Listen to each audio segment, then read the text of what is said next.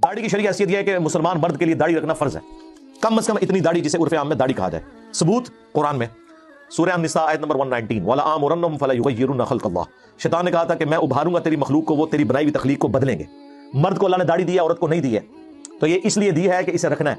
अगर काटना होता तो जिस तरह बाकी चीजों का हुक्म फरमाया तो फरमा देता, जो बुखारी मुस्लिम हदीस है कि 5 चीजें फितरत से है।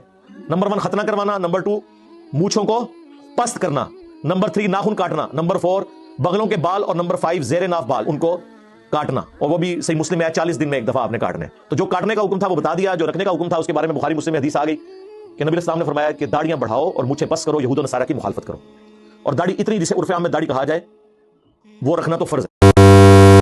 वसल्लम ने जो मना किया कि इज़ार को टखनों से नीचे ना रखा जाए, उसमें जुब्बा भी दाखिल है।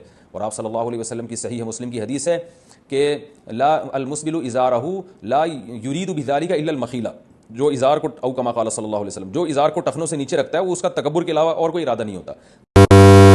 दाढ़ी कितनी रखनी चाहिए? दाढ़ी एक मुट्ठी रखना वाजिब है, और मुट्ठी जो है ये ठोड़ी से देखी जाएगी। जैसे यहां देखें, ये ठोड़ी यहां रह गई और ये दाढ़ी एक मुट्ठी। दाढ़ी एक मुट्ठी रखना ये वाजिब है। एक मुट्ठी से काट कर कम कर देना, खशखशी करना, बिल्कुल ही खत्म कर देना, साफ कर देना, ये शरन नाजायज, गुनाह और हराम। कौन सी शरीयत है वो जिससे नफ्स पाक होता है? वो शरीयत किताबी शरीयत नहीं है, वो शरीयत बहार शरीयत की किताब नहीं है।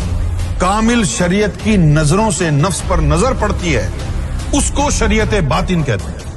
मुर्शिदे कामिल की वो नजर जिससे नफ्स में तहारत पैदा हो जाए, बातनी शरीयत कहलाती है। कामिल शरीयत उसे कहते हैं जो अपनी नजरों से मुरीदों के नफ्स पाक कर दे।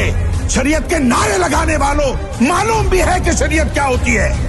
खतना कराकर, दाढ़ी तराश के, ना धो करके बैठ जाना शरीयत नहीं है। ये शरीयत हक्का नहीं है। शरीयत हक्का वो है जिसमें मुर्शिद की नजर से ये नफ्स का कुत्ता पाक हो जाए।